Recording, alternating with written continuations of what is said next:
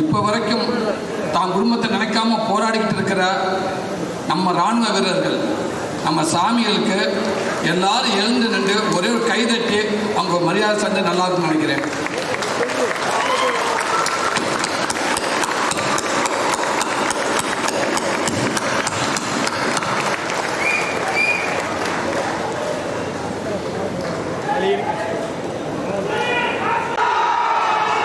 ரொம்ப மகிழ்ச்சியாக இருக்கு. அதாவது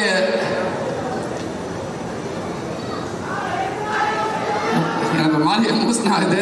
நான் அழுதுன்னு இருக்கேன். கடவுளே தாயே, ஏன்னா 93 நினைக்கிறேன், 93 நாங்கள் திருப்பூருக்கு நான் வேலைக்கு வந்து 8வது படிச்சுட்டு அதுக்கப்புறம் அந்த ஸ்கூல் நல்லா இருக்கணும், அந்த மக்கள் நல்லா இருக்குன்னு நினச்சிக்கிட்டு அவங்களுக்கெல்லாம் ஒரு நல்ல விஷயம் பண்ணணும் அப்படின்றக்காக அப்படியே எல்லாத்தையும் அப்படியே விட்டுட்டு சொல்லாமல் கொள்ளாமல் நேராக திருப்பூருக்கு வந்துட்டேன். நானும் என் ஃப்ரெண்டு 2-3 செந்தமிழ், முத்தையா, திவாகர் ஒரு 4-5 பேர் வந்தோம். தமிழ்நாடு தேட்டருக்கு ஏற்ற மாதிரி அந்த பல்லட ரோடுன்னு நினைக்கிறேன், பல்லட ரோட்டில் தமிழ்நாட்டுக்கு ஏற்ற மாதிரி சிறிவும் கியூரிங்னு ஒன்று இருக்குது. அங்கே தான் நான் வேலை செஞ்சேன். அப்போ ஒரு நாளைக்கு 20 ரூபா சம்பளம் எங்களுக்கு. 20 ரூபா 7 நாளைக்கு 140 ரூபா வரும். அதில் ஒரு 70 ரூபா செலவு பண்ணிவிட்டு ஒரு 70 ரூபா ஊருக்கு அனுப்புவேன்.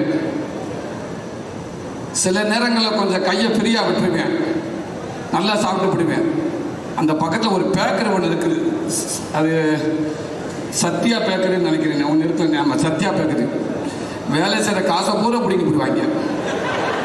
அங்கே ஒரு தேங்காய் பானை கொடுப்பாங்க, பிச்சுருவாங்க, பிச்சுட்டாங்க. இந்த தேங்காய் பானை முக்கோட சைஸில் இருக்கும், 1.25 ரூபா. அப்படியே காசை உள்ளே அப்படியே உள்ளே எண்ணிக்கிட்டே வருவேன். ஒரு தேங்காய் பானை சாப்பிட்டு